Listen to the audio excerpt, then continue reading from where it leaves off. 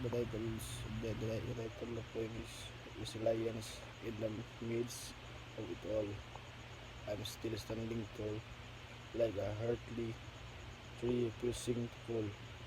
I'm losing it all, yes.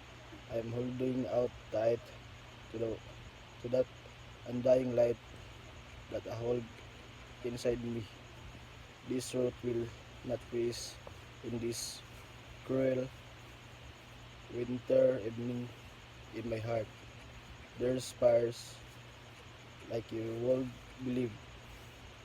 I have much life to life, many dreams to achieve, so much love left to give, and many gifts to receive. There's no easy ways to the day, but I'm beginning to see the way to a peaceful place, a breeze be far away from the freezing rain.